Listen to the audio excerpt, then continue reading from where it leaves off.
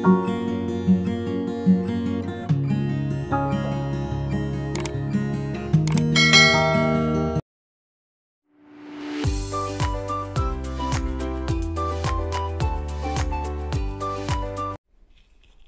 sejahtera kelas. Bagi kelas hari ini, kita akan meneruskan pembelajaran dengan bahagian yang seterusnya, iaitu apakah perkaitan antara nombor dalam bentuk indeks yang dikuasakan dengan pendarapan berulang. Jadi standard pembelajaran kita pada hari ini adalah menghubungkan nombor dalam bentuk indeks yang dikuasakan dengan pendarapan berulang dan seterusnya membuat generalization. Alright.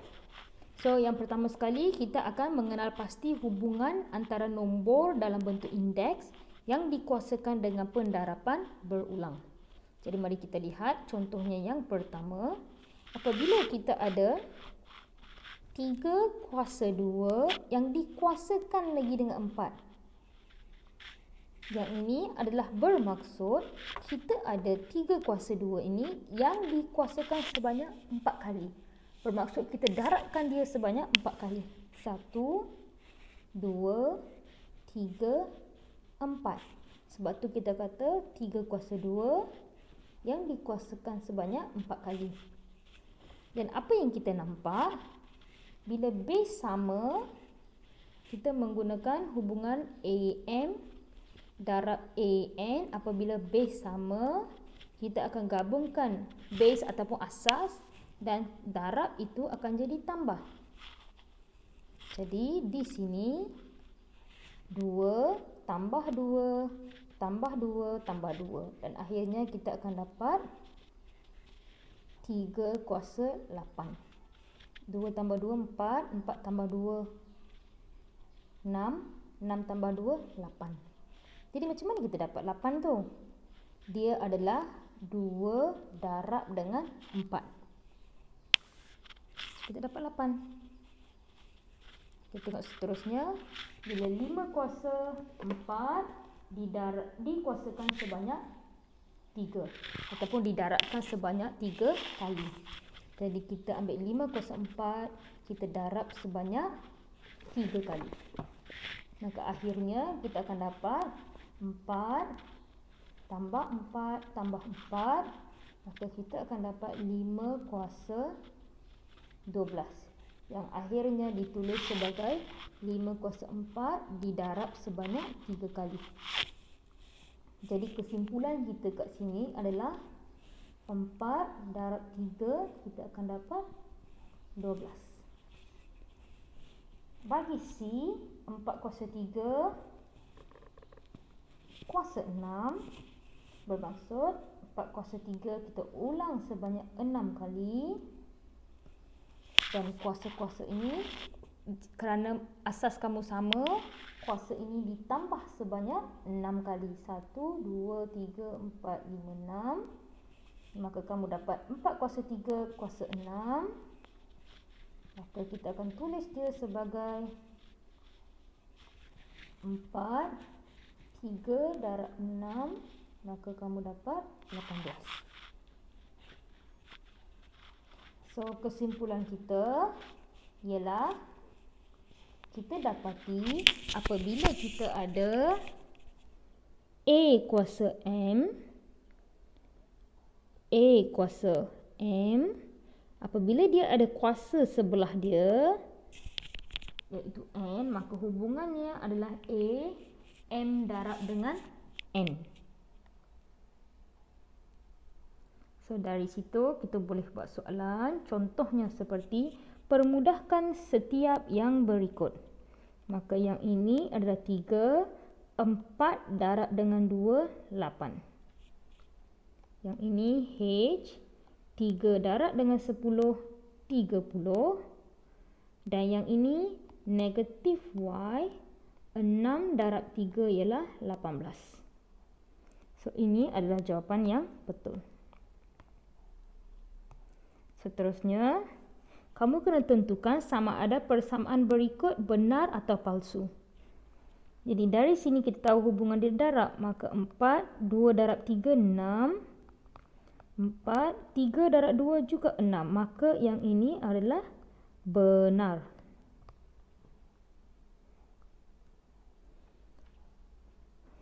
Dua, 3 darab 4 ialah 12.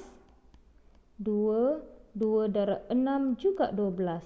Maka B juga adalah benar. Untuk C, 3, 2 darab 6 ialah 12. 27. 2 darab 4 ialah 8. Kamu tak boleh terus cakap dia salah sebab kamu belum tentukan bahawa asasnya adalah sama. Jadi kita boleh tukar. 27 ini adalah 3 kuasa 3. Dan kita ada kuasa 8. Dan akhirnya kita dapat 3. 3 darab 8 ialah 24. 3 kuasa 12. Maka yang ini adalah palsu. Palsu kerana dia tak sama. Maka benar, benar dan palsu.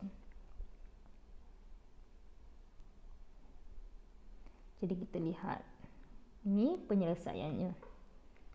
Kita telah bincangkan dan kamu cuba buat bahagian yang seterusnya. Bagaimanakah anda menggunakan hukum indeks untuk operasi pendarapan dan pembahagian? Dia macam mana akan berlaku apabila kita ada hukum indeks di mana kita ada darab dan bahagi. Dan kemudiannya kita akan gabung kedua-duanya. Okey, contohnya kita perlu bincangkan hukumnya. Apabila kamu diberi A, M, tak nampak, A, M, darab BN, nampak base berbeza, indeks pun berbeza. Dan mereka didarabkan dengan Q. Maka untuk keadaan ini, kita akan darabkan asing-asing. Kita akan beri dia secara asing dan selepas itu kita akan darabkan untuk mendapatkan jawapan. Maka dalam keadaan ini, kita darab keluar, darab keluar. Kalau bahagi pun sama. Darab, atas pun darab, bawah pun darab. Bila bahagi ni, kamu kena berhati-hati yang melibatkan kuasa. Atas kuasa asing, bawah pun kuasa asing. Alright, kita kena kuasa secara asing. Sebab itu adalah pengiraan yang betul.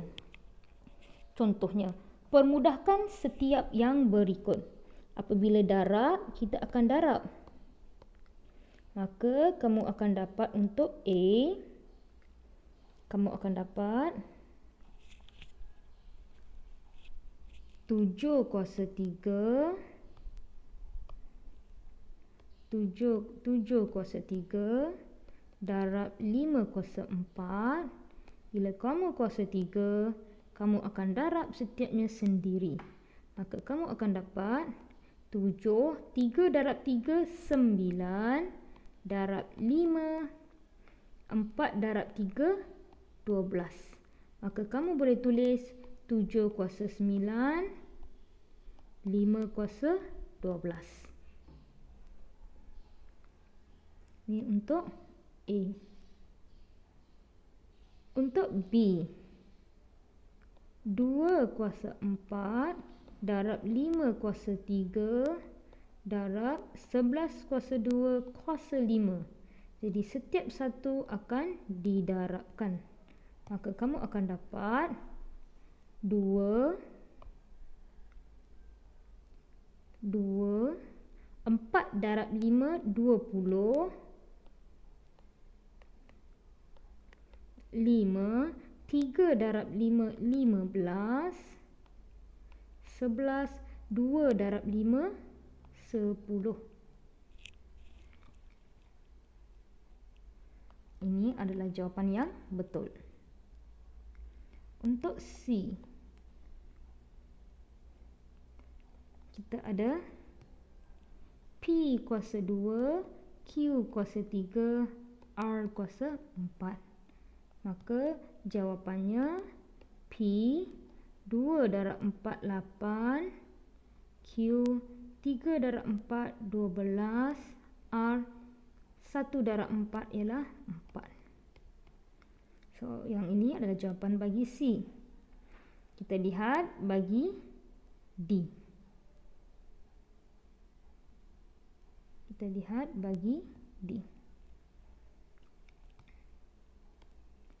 Sebab D adalah pecahan dan dia melibatkan pembahagian.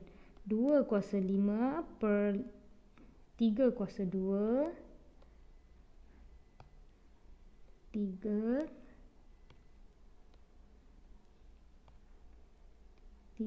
kuasa 2 dan kita kuasa 4.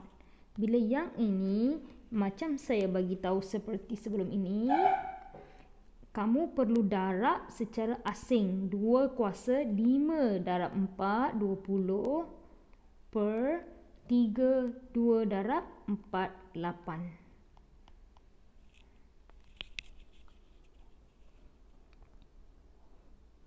Dan untuk contoh lagi, kita guna ni E. Kita guna lagi F. 2x kuasa 3 per 3y kuasa 7 kuasa 4. Maka kat sini kamu kena berhati-hati. Sebab setiap term atau setiap entiti dalam soalan ini perlu dikuasakan dengan 4. Bermaksud 2 ini nombor juga perlu bukan darab 4 tapi kuasa 4. Bila darab ini hanya melibatkan indeks sahaja. So 2 kuasa 4 ialah 16 x 3 darab 4 12 per 3 kuasa 4 ialah 81 y 7 kuasa 4 ataupun kita akan sebut 7 darab 4 ialah 28. Ini adalah jawapan bagi F. Bagaimana pula dengan G?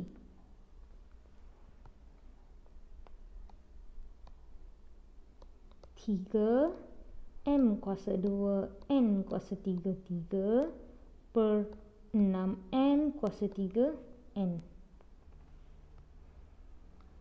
Sama dengan, maka nombor kuasa bukan darab.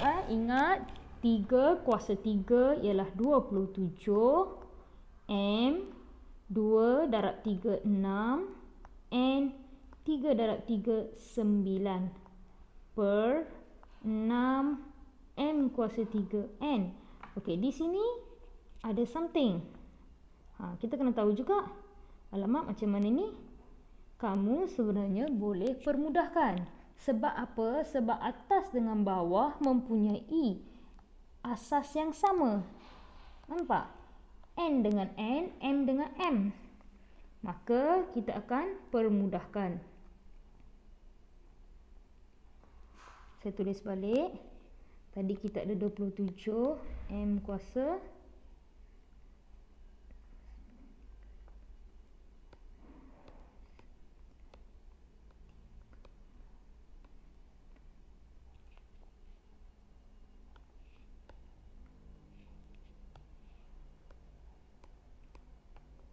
kita semak 6M kuasa 3. Okey. So di sini apa yang perlu kamu buat ialah kamu perlu permudahkan. 27 boleh dibahagi dengan 6. Sebab kita boleh bahagi 3, dapat 9 bahagi 3 2. So kamu dapat 9 per 2. Nombor bahagi nombor, asas yang sama bahagi dengan asas yang sama. Bila asas yang sama, maka 3 tinggal 3. Kenapa tinggal 3? Sebab 6 bukan bahagi 3 tau. Bukan bahagi kuasa 6 bahagi kuasa 2. Tapi 6 tolak 3. Sebab dia indices. So 6 tolak 3 tinggal 3. Dan N sini kuasa 1 kita ambil dan kita tolak. Maka ini adalah jawapan terakhir kamu. Mungkin kamu boleh tulis dengan lebih cantik. Kamu boleh tulis di tengah-tengah. So, ini adalah jawapan terakhir kamu.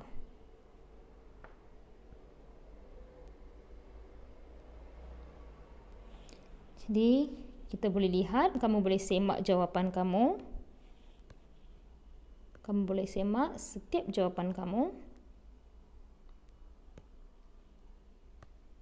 dalam buku teks.